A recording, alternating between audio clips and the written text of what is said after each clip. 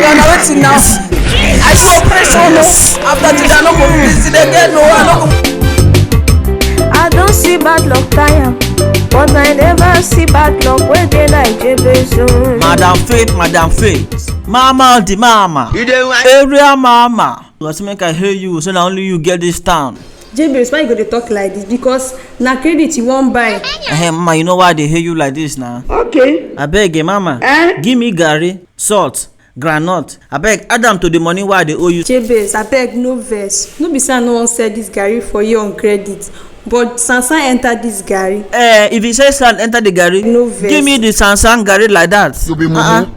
Besides, if I would they chop and garri wey sand enter, and nothing they do. So this afternoon, I'll go carry the garri, turn back to the aboki man wey sell am for me. The man do mistake, sell Sansan garri. So madam, I beg. Just because of small credit why they owe you for just 6 months. Beg no verse. And then why you no want sell credit for me again, abi madam? We do keep quiet. Customers are always right. Why you go dey talk like this? You get some places customers dey owe credit for 1 year, 2 years. Some people dey owe 2 years.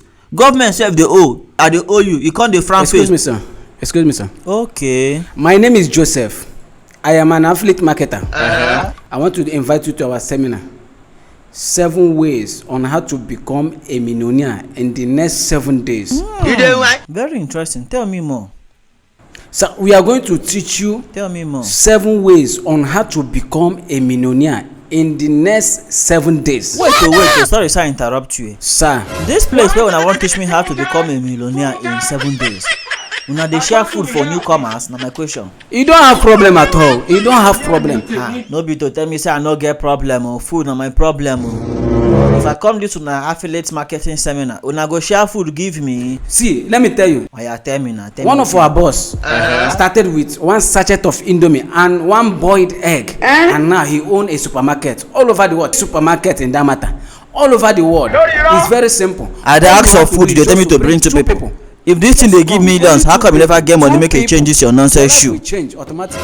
Okay, wait, you never answer my question. Sir. For this una seminar, una dey share food, yes or no? Answer me. Why is it that I am talking? All your own talk is food.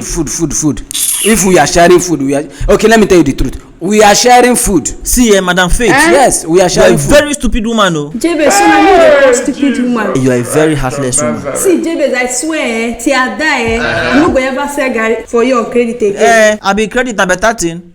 Now, God don't prepare my table in the presence of you, my enemy, Madam Faith. Jabez. I should not give me garri now. These seminar people now. At how the man tell me, say then they share food. No, sir, no. Don't misquote me. When you read Matthew chapter 6 verse 11, and he said, give us this day our daily bread. We are not talking about that kind of bread. It's the bread that we feed the spirit man.